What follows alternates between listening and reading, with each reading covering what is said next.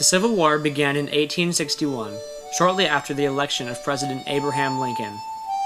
After 4 long years of conflict, death, disputes, and terror, it finally ended in 1865, even though the North suspected this to be a quick and easy affair. The Northern Union, standing at 22 million soldiers strong, was at a seemingly drastic advantage against the Southern Confederate Army of 5.5 million.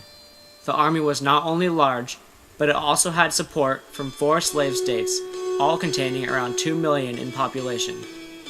The Union had easy access to resources, communication services, and military experts. It was evident that the North was going to win. So, why did the war last as long as it did? By analyzing the Union strategies, attacks, victories, and defeats, it is evident that this could only be due to inept military leadership.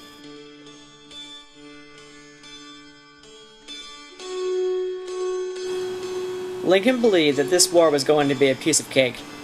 He asked that 75,000 men enlisted to serve as soldiers for a 90-day time period, a rough estimate at how long he thought it would take to suppress the Confederacy. Statistically, this war should have been completely in the Union's favor.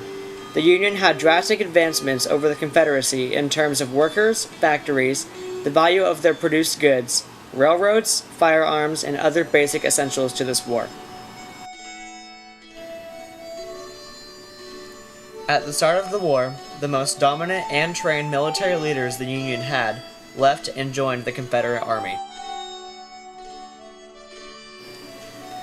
Although the Union had an immaculate army and naval force, the Confederacy was forced to adopt an offensive war strategy.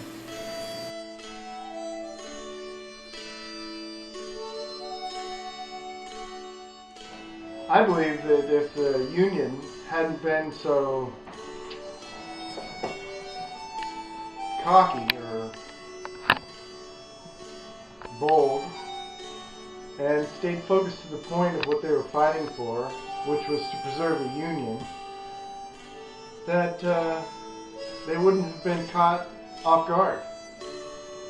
General Scott thought his troops were disposable, and if the Union had a strong leader from the onset of the war, then it would have been drastically different.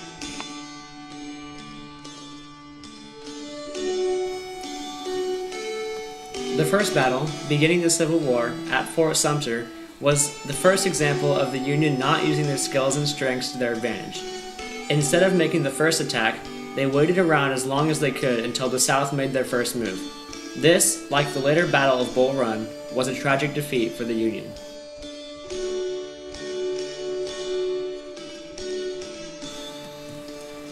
General Winfield Scott led the Union into several life-threatening battles, most of which ended in defeat.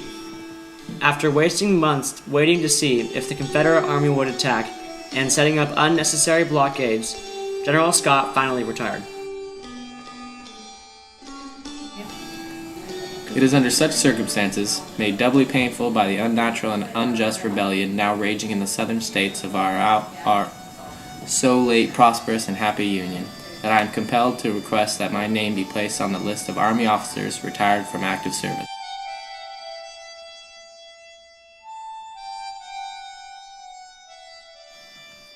After the Union decided that having a defensive military strategy was not ideal, they switched to being offensive and began attacking the Confederacy.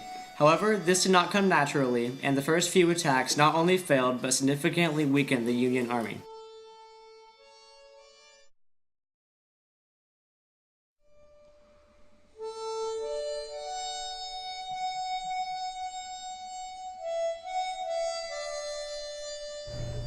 Yes, the Union's military strategies just weren't up to that of the Confederacy.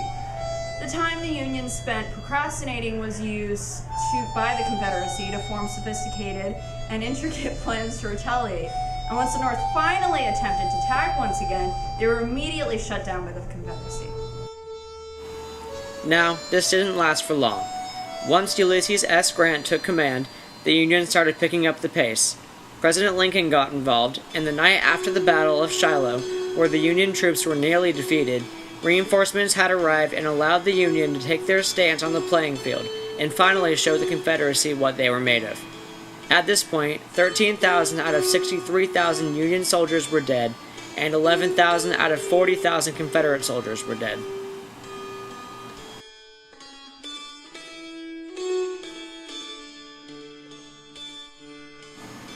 The addition of Grant put the Union back on track. At that point, it was much smoother sailing for the Union. Had previous General Winfield Scott still been in command, the war could have lasted even longer than it already did. With time-consuming ideas, such as the Anaconda Plan, where logistics and strategy were used over offensive attack mechanisms, who knows how long it would have taken the North to win. The North had everything they needed to demolish the Confederacy in 90 days, besides the one thing they needed the most, a great leader. With this, it is evident that the North took so long to win the Civil War due to inept military leadership.